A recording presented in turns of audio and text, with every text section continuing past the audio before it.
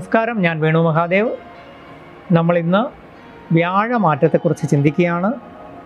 ധനുക്കൂറുകാരെ സംബന്ധിച്ച് ധനുക്കൂറ് എന്ന് പറയുമ്പോൾ നമ്മൾ മൂലം, പൂരാടം, ഉത്രാടത്തിൻ്റെ ഒന്നാം പാദം. അപ്പം ഈ ജാതകക്കാരെ സംബന്ധിച്ച്, ഈ നക്ഷത്രക്കാർ, അതായത് ധനുക്കൂറുകാരെ സംബന്ധിച്ച് 7-ലാണ് വ്യാഴം വന്നിരിക്കുന്നത്. 7 എന്ന് പറയുന്നത് നിവൃത്തി സ്ഥാനം എന്ന് പറയും. നമ്മൾ ഏത് കാര്യങ്ങളുടെയും നിവൃത്തി, അതായത് അത് നടന്നു കിട്ടുക, നമുക്ക് വിജയിച്ച് കിട്ടേണ്ട സ്ഥാനത്താണ് വ്യാഴം വന്നിരിക്കുന്നത്. വ്യാഴം 7 വരുന്നത് വളരെ നല്ലതാണ്. 7 എന്ന് പറയുന്നത് നിവൃത്തി സ്ഥാനം മാത്രമല്ല, നമ്മുടെ പാർട്ണർഷിപ്പ് സ്ഥാനമാണ്. അതായത് നമ്മുടെ ലൈഫ് പാർട്ണർ, ബിസിനസ് പാർട്ണർ, നല്ല ആത്മാർത്ഥ സുഹൃത്തുക്കൾ, സഹപ്രവർത്തകർ, ഇതെല്ലാം 7 കൊണ്ടാണ് നമ്മൾ സപ്പോർട്ട് ചെയ്യേണ്ടത്. അവരെല്ലാവരും ഇപ്പം നമുക്ക് അനുകൂലമായിട്ട്, അതായത് അനുകൂലമായിട്ട് വരികയാണ്. അപ്പോൾ തീർച്ചയായിട്ടും നിങ്ങൾക്ക് വിവാഹം നടക്കാത്തവർക്ക് വിവാഹത്തിന് തീർച്ചയായിട്ടും അനുകൂലമായ തീരുമാനം ഉണ്ടാവും. വിവാഹ നിശ്ചയം നടക്കും. പ്രണയ വിജയം, അതുപോലെ തന്നെ ഏറ്റവും അടുത്ത നിങ്ങളെ സപ്പോർട്ട് ചെയ്യേണ്ട അകന്നിരുന്ന ആത്മാർത്ഥ സുഹൃത്തുക്കൾ വീണ്ടും നിങ്ങളെ അടുത്തേക്ക് അകന്ന് വരുന്നത്, അകൽച്ച മാറ്റി വരികയോ അതല്ലെങ്കിൽ നിങ്ങൾ അവരെ വീണ്ടും നിങ്ങളിലേക്ക് അടുപ്പിക്കാൻ ശ്രമിച്ചാൽ അവർ നിങ്ങളോട് അടുത്ത് വരും. നിങ്ങളുടെ ഇഷ്ടപ്പെട്ട പ്രണയിതാക്കൾ ആരെങ്കിലും അകന്നിരിക്കുകയാണെങ്കിൽ അവരെ ഇപ്പോൾ നിങ്ങൾ ശ്രമിച്ചാൽ നിങ്ങളോട് അവരനുകൂലമായിട്ട് വരും. അതുപോലെ തന്നെ നിങ്ങളുടെ കുടുംബത്തിൽ ഭാര്യ ഭർത്താക്കന്മാർ തമ്മിലായിരുന്നാലും, കുടുംബത്തിലുള്ള ബന്ധുക്കളായിട്ടായിരുന്നാലും, നമ്മളെ ഏറ്റവും ആത്മാർത്ഥ സുഹൃത്തുക്കളായിട്ടായിരുന്നാലും അകൽച്ചയോ അല്ലെങ്കിൽ വളരെ കടുത്ത വൈരാഗ്യത്തിലോ വിരോധത്തിലോ ഇരുന്നെങ്കിൽ അവരെ ഇപ്പോൾ നിങ്ങൾ ദൈവാധീനത്താൽ നിങ്ങളുമായിട്ടൊരു അടുത്ത് വരാനും, നിങ്ങൾക്ക് ആ വിഷമങ്ങൾ മാറി, തെറ്റിദ്ധാരണ മാറി ഒരു സമാധാനവും സന്തോഷവും ഈശ്വരാനുഗ്രഹവും വരാനുള്ള സമയമാണ്. അത് ഉപയോഗപ്പെടുത്തുക. നിങ്ങളുടെ ജീവിതത്തിലെ സ്വപ്ന പദ്ധതികൾ നടപ്പിലാക്കാൻ പറ്റുന്ന സമയമാണ്. കാരണം അത് ബിസിനസ്സിലായിരുന്നാലും, പിന്നെ ജീവിതത്തിലെ ചില പുതിയ വീട് വയ്ക്കാനോ അല്ലെങ്കിൽ അതുപോലുള്ള പദ്ധതികളോ, അല്ലെങ്കിൽ മകനെയോ മകളെയോ പഠിപ്പിച്ച് നല്ല അവസ്ഥയിൽ എത്തിക്കാനോ, പുതിയ ജോലിക്ക് വേണ്ടിയൊക്കെ ശ്രമിക്കുന്നതിന് ഏറ്റവും നല്ല സമയമാണ്. അതുപോലെ തന്നെ നിങ്ങളുടെ വീട്, ഭൂമി, ഇതൊക്കെ വാങ്ങാനും നിലവിലുള്ള വീടോ ഒക്കെ നമ്മളൊന്നുകൂടി ആഡംബരമാക്കുകയോ ഒന്നുകൂടി മോടി പിടിപ്പിക്കാനോ ഒക്കെ സമയം നല്ലതാണ്. ധനം വരും. നിങ്ങൾക്ക് അമിതമായിട്ടല്ലെങ്കിലും നിലവിൽ ധനം വരും. നേരത്തെ കുറച്ച് ധനപരമായ കഷ്ടങ്ങൾ നിങ്ങളെ ബാധിച്ചിരുന്നു, അതെല്ലാം മാറി വരും. കടം ഉണ്ടായിരുന്നെങ്കിൽ ആ കടം കുറേശ്ശെ മാറ്റിയെടുക്കാൻ കഴിയും. ഈ കടം മാറ്റിയെടുക്കാൻ പറ്റുമെന്നൊക്കെ പറയുമ്പോൾ നിങ്ങൾ ആദ്യം ശ്രദ്ധിക്കേണ്ടത് മണി മാനേജ്മെൻറ്റ് നിങ്ങൾക്ക് അറിഞ്ഞിടാത്തതുകൊണ്ടാണ് ഈ കടബാധ്യത വരുന്നത്. ജ്യോതിഷപരമായിട്ട് ബന്ധപ്പെടുന്ന നല്ലൊരു ശതമാനം ആൾക്കാർ, 90% ആൾക്കാരും സാമ്പത്തിക പ്രശ്നങ്ങളിൽ ചെന്നപ്പെടുന്നതാണ്. അതിനുള്ള ഒരു പ്രധാന കാരണം മണി മാനേജ്മെൻറ്റ് നിങ്ങൾക്കറിയില്ല. അപ്പോൾ അതിന് ഇതുപോലെ ഞാൻ വേറൊരു വീഡിയോ ചെയ്യുന്നുണ്ട്, അതിൽ നിങ്ങൾക്ക് മണി മാനേജ്മെൻറ്റിനെ പറ്റി അറിയാൻ പറ്റും. അതുപോലെ ബിസിനസ്സിൽ ഗുണം വരുന്ന സമയമാണ്. നിങ്ങൾ ബിസിനസ്സിലൊരു മാറ്റം വരാൻ, പുതിയ പാർട്ട്ണർമാരെ വേണമെങ്കിൽ സ്വീകരിക്കാം. അതുപോലെ തന്നെ പുതിയ പദ്ധതികൾ കൊണ്ടുവരാം, ബിസിനസ് ഡെവലപ്പ് ചെയ്യാം. ഇതിനൊക്കെ പറ്റുന്ന സമയമാണ്.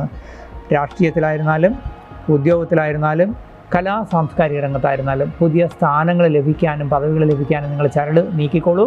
തീർച്ചയായിട്ടും വിജയിക്കും. നിങ്ങൾക്ക് സ്ഥാനമാറ്റം വേണമെങ്കിൽ, ഇഷ്ടപ്പെട്ട സ്ഥലത്തേക്കൊരു ട്രാൻസ്ഫർ വേണമെങ്കിലും ഇപ്പോൾ ഉദ്യോഗസ്ഥർക്ക് ശ്രമിച്ചാൽ നടക്കുന്ന സമയമാണ്. തീർച്ചയായിട്ടും ശ്രമിക്കാം.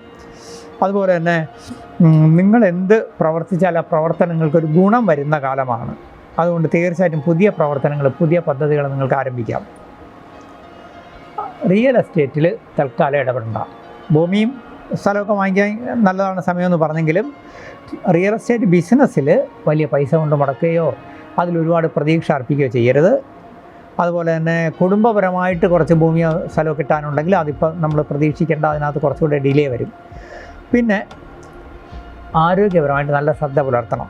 ചെറിയ രോഗങ്ങളെപ്പോലെ നിസ്സാരവൽക്കരിക്കരുത്. മറ്റുള്ളവരുടെ കാര്യത്തിൽ ജാമ്യം നിൽക്കരുത്. പിന്നെ മറ്റുള്ളവർക്ക് തർക്കത്തിലോ അവരുടെ കാര്യങ്ങൾക്ക് മധ്യസ്ഥ പറയാനോ പോയി ചാടരുത്. അത് അന്യരുടെ കാര്യത്തിൽ ഇടപെട്ട് നിങ്ങൾക്ക് ദുഃഖിക്കേണ്ടി വരാം. അതിനിട വരുത്തരുത്. സ്വന്തം കാര്യം സ്വന്തമാക്കാം. അപ്പോൾ ഈ പറഞ്ഞതുപോലെ ധനു കൂറുകാരെ സംബന്ധിച്ച്, അതായത് മൂലം, പൂരാടം, ഉത്രാടത്തിൻ്റെ ഒന്നാം പാദക്കാർ തീർച്ചയായിട്ടും സമയം അനുകൂലമാണ്, സമയം നല്ലതാണ്. നിങ്ങൾക്ക് 4-ലാണ് ശനി, കണ്ടകശനിയുണ്ട്. പക്ഷേ അത് നിങ്ങളെ ബാധിക്കുന്നത് വളരെ കടുത്ത രീതിയിൽ ബാധിക്കില്ല.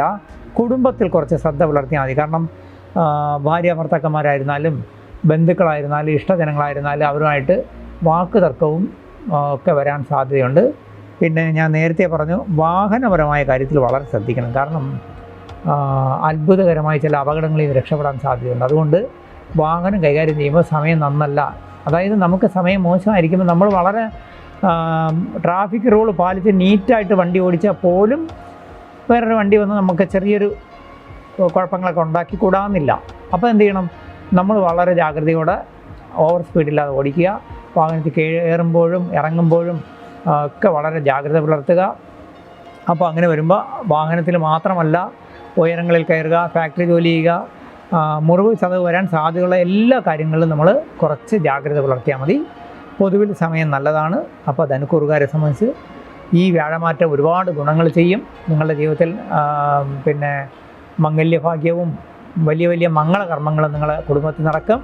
നിങ്ങളുടെ ബന്ധുക്കളുടെ മംഗളകർമ്മങ്ങൾ നടക്കും. തീർച്ചയായിട്ടും നല്ലത് വരും. ഈ വീഡിയോയുടെ ഏറ്റവും താഴെ എൻ്റെ നമ്പറുണ്ട്.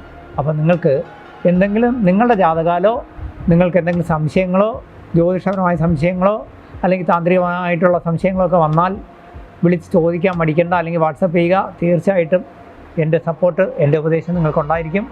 തീർച്ചയായിട്ടും നിങ്ങളെ ഭഗവാൻ രക്ഷിക്കും. ഹരേ കൃഷ്ണ. നന്നായി വരും. വർഷത്തിൽ ഒരിക്കൽ മാത്രമാണ് വ്യാഴം ചാരവശാൽ മാറുന്നത്. ഇപ്പോൾ വ്യാഴം നിൽക്കുന്നത് ഗ്രഹനിലയിൽ ഇടവൻ രാശിയിലാണ്. ഇനി അത് മിഥുനത്തിലേക്കാണ് മാറുന്നത്.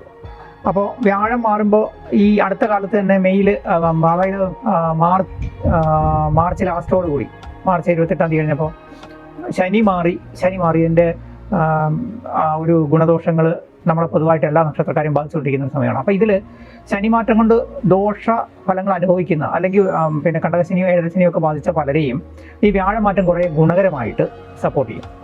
അപ്പോൾ വ്യാഴം മാറുന്നത് 2025 മെയ് 14 ഉദയാൽ 41 നാഴിക 14 വിനാഴിക ഉള്ളപ്പോഴാണ്. അപ്പോൾ വ്യാഴം മാറുക എന്ന് പറയുമ്പോൾ പൊതുവിൽ ഇപ്പോൾ നമ്മുടെ ഈ ജ്യോതിഷ ഫലപ്രവചനങ്ങൾ നോക്കിയാൽ അറിയാം, നമുക്ക് മിക്കവാറും ഓരോ ഗ്രഹമാറ്റത്തിന്, അതായത് ശനിമാറ്റമായിരുന്നാലും വ്യാഴമാറ്റമായിരുന്നാലും ഇനിയിപ്പോൾ ഒരു 2 മാസം കൂടി കഴിയുമ്പോൾ രാഹുകേതുക്കൾ മാറുന്നുണ്ട്. ഇവരെല്ലാം മാറ്റം വരുമ്പോൾ പലരും പറയുന്നു ചില കൂറുകാർ, ചില നക്ഷത്രക്കാർ ഭയങ്കരമായി രക്ഷപ്പെടും, ഭയങ്കര അത്ഭുതങ്ങൾ സംഭവിക്കും. ഒറ്റ വാക്കിൽ പറഞ്ഞാൽ നമുക്കൊരു വഴികാട്ടിയാണ് ജ്യോതിഷം. അപ്പോൾ ഇതിനകത്ത് നമ്മളിപ്പോൾ വ്യാഴം മാറുന്നു, വളരെ അത്ഭുതകരമായ മാറ്റമൊന്നും പ്രതീക്ഷിക്കരുത്. നമുക്ക് ഇപ്പോൾ ഉള്ള ഒരു അവസ്ഥയിൽ നിന്നൊരു ചേഞ്ച് വരും. അതുപോലെ തന്നെ ചില കൂറുകാരെ സംബന്ധിച്ച്, ചില നക്ഷത്രക്കാരെ സംബന്ധിച്ച് കുറച്ച് അനിഷ്ടങ്ങൾ വരാനുള്ള സാധ്യത വരുമെന്നല്ല. അവരുടെ ദശാപകാരങ്ങളും അതുകൊണ്ട് അവരുടെ പ്ലാനറ്ററി പൊസിഷനിൽ വ്യാഴം നല്ല പൊസിഷനിലൊക്കെ ആണെങ്കിൽ വലിയ ദോഷം ചെയ്യത്തില്ല. ശരിക്കും പറഞ്ഞു കഴിഞ്ഞാൽ ചാരവശാൽ വ്യാഴം മാറുന്നു, അതുപോലെ തന്നെ തൊട്ട് മുമ്പ് ശനി മാറി. ഇതൊന്നും ഒരു വലിയ പിന്നെ എന്താ പറയുക, ജീവിതത്തിൽ ഒരു വലിയ കടുത്ത ദോഷം വരുമെന്ന് നമ്മൾ പ്രതീക്ഷിക്കുകയും ചെയ്യരുത്. നിലവിലുള്ള അവസ്ഥയിൽ ചെറിയ ചെറിയ മാറ്റങ്ങൾ ഇത് തന്നെയാണ് എപ്പോഴും ഏത് ഗ്രഹമാറ്റം കൊണ്ടും വരുന്നത്. അപ്പോൾ വ്യാഴമാറ്റത്തിൽ ഏറ്റവും പ്രധാനമായിട്ട് പറയാനുള്ളൊരു കാര്യം, നമുക്ക് ഈ വ്യാഴം മാറുമ്പോൾ അതിൽ ഏതൊക്കെ കൂറുകാരെയാണ് ഇത് കൂടുതൽ ഗുണകരമായിട്ടോ അല്ലെങ്കിൽ ദോഷകരമായിട്ടോ ബാധിക്കുന്നു നമ്മൾ നോക്കണം. അപ്പം ഏതൊക്കെ കൂറെന്ന് പറയുമ്പോൾ അതിനകത്ത് നമ്മൾ ഒന്ന് ശ്രദ്ധിക്കേണ്ടത് മേടം കൂറ്. വ്യാഴമാറ്റം ഏറ്റവും കൂടുതൽ കുറച്ച് അനിഷ്ടം ഉണ്ടാക്കാവുന്ന ഒരേ ഒരു കൂറുകാർ മേടക്കൂറുകാരാണ്. കാരണം വ്യാഴം 3, 6, 8, 12 പിന്നെ പോകുമ്പോഴാണ് വ്യാഴത്തിന് നമ്മളെ സഹായിക്കാൻ പറ്റാതെ വരുന്നത്. അപ്പം നമ്മൾ ഇതിൽ തന്നെ മേടക്കൂറുകാരെ സംബന്ധിച്ച് വ്യാഴം മാറുന്നത് 3ാം സ്ഥാനത്തേക്കാണ്. ഒപ്പം 7ര ശനിയും കൂടിയുണ്ട്. അവർക്ക് 7ര ശനിയെ പോലെ തന്നെ 12 സർപ്പനുമുള്ള സമയമാണ്. മാത്രമല്ല മേടക്കൂറുകാരെ സംബന്ധിച്ച് അവരുടെ 6ാം ഭാവത്തിൽ കേതുവും കൂടെ നിൽക്കുന്ന സമയമാണ്. അപ്പോൾ ഇങ്ങനെ മൊത്തത്തിൽ ഒരു എന്ത് പറയാൻ, ഈ വ്യാഴമാറ്റം കൊണ്ട് 2ൽ നിന്ന് 3ലേക്ക് മാറുന്നതുകൊണ്ട് മേടക്കൂറുകാരെ, അതായത് അശ്വതി, ഭരണി, കാർത്തിക കാലുകാരെയാണ് കുറച്ച് കൂടുതൽ അനിഷ്ടമായി ബാധിക്കുന്നത്. ബാക്കി എല്ലാവർക്കും, അതായത് 5, 9 ഭാവങ്ങളിലേക്ക് മാറുന്നവർക്കും 11ലേക്ക് മാറുന്നവർക്കൊക്കെ വളരെ ഗുണം ചെയ്യുന്നത് പോലെ തന്നെ മറ്റുള്ളവർക്ക് ഗുണദോഷ സമ്മിശ്രമായിരുന്നു. അതായത് വ്യാഴം ഒരിക്കലും ഗുണം ചെയ്തില്ലെങ്കിൽ ദോഷം ചെയ്യില്ല എന്നർത്ഥം. ഒരു ബ്രാഹ്മണ ഗ്രഹമാണ്. സർവേശ്വരകാരകൻ എന്ന് പറയുന്നത് നമുക്ക് ദൈവാധീനം തരുന്നത് ഈ വ്യാഴഗ്രഹമാണ്. സന്താനങ്ങളെയും സന്താനങ്ങളുടെ അഭിവൃദ്ധിയും തരുന്ന വ്യാഴഗ്രഹമാണ്. കരിയർ വൈസ് ആയിരുന്നാലും ധനപരമായിട്ടായിരിക്കും നമുക്ക് എല്ലാ ഭാഗ്യങ്ങളും തരേണ്ടത് വ്യാഴമാണ്.